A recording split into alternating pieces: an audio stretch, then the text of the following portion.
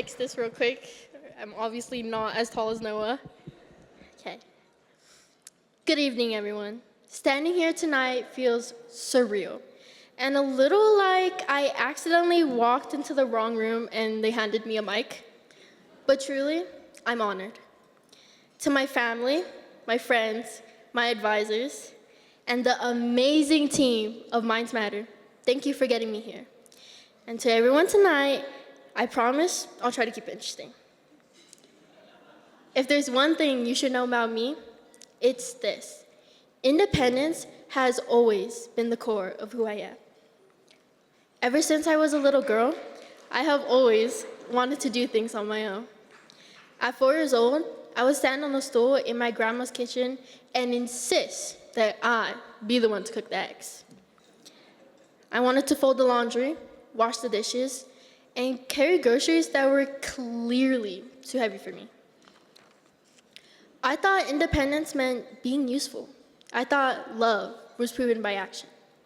What I didn't know was that this mindset would grow into something much heavier. So I stopped asking for help. I became very good at pretending. I would nod like I understood. I would speak confidently, even when I was unsure. I built my identity around being the one with answers. Then high school came, and somewhere between expectations and exhaustion, I lost the eagerness that once defined me. Just as I was starting to adjust, my parents told me we were moving 6,000 miles away from Guam to the US. Everything I knew would be left behind. There was a night freshman year when I sat on my bedroom floor surrounded by unfinished assignments and half-packed boxes. Finals were approaching. My brother and my dad had already moved ahead of us to America. It was just my mom, my little brother, and me, and 6 large boxes filled with just my mom's shoes. Then I remember staring at the ceiling and thinking, how did I burn out before my life had even started? I tried to stay strong, but one night I heard my parents talking on the phone, and I could tell the pressure was getting to everyone. And in that moment, I realized my parents were human. Something shifted in me. That little girl who used to stay up late to cook eggs decided she needed to do more. I didn't know how to fix paperwork or pay the bills, but I knew how to work hard. So I searched for ways to help. I joined Link Crew, a program dedicated to assisting freshmen along their journeys throughout high school. I started taking college classes to save on tuition. I looked for opportunities, not because I was ambitious, but because I was trying to hold things together. And that was when I found Minds Matter. The focused mentorship, incredible resources, paid summer programs, and college preparation. Of course, I had to chase the recruiter down after the presentation was done. After working really hard to submit what I thought was an astonishing application, I was told it didn't go through. But that same 4-year-old who insisted on doing big things with those little hands refused to quit. I worked with the recruiter for 2 weeks to fix the issue. And when I saw my name on the acceptance list, I didn't just feel accomplished. I felt seen. At my first session, I was paired with my best friend Evelyn and assigned a mentor named Noah. I almost feel bad for him. We had the energy of 5-year-olds at 8 o'clock on a Monday night. But week after week, something changed. We weren't just mentees and a mentor. We were a team, a family. That support carried me through junior year, through the pressure, the deadlines, and the constant feeling that I had to have everything under control. But Noah never let me or Evelyn disappear into our excuses. He held us accountable. He believed in us loudly. And slowly, I began to understand something I had never allowed myself to understand before. Strength is not doing everything alone. It is trusting someone enough to let them stand beside you. That lesson followed me to Boston University for my summer program where I took a course in entrepreneurship. During a group simulation, we had to build a company from scratch and pitch it to an investor.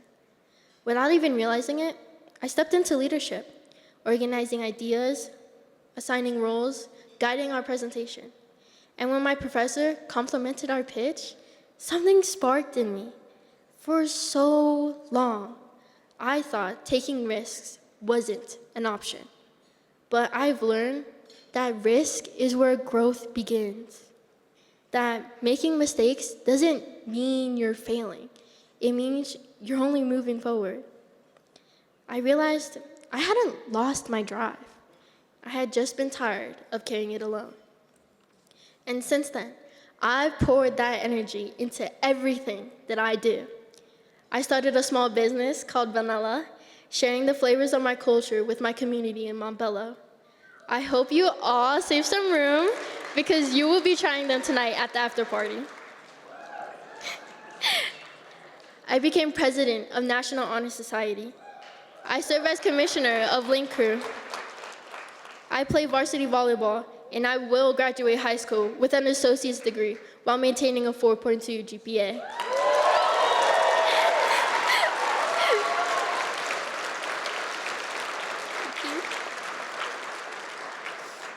I've been accepted to 12 colleges I applied to. And just this week, I decided to commit to Colorado State University.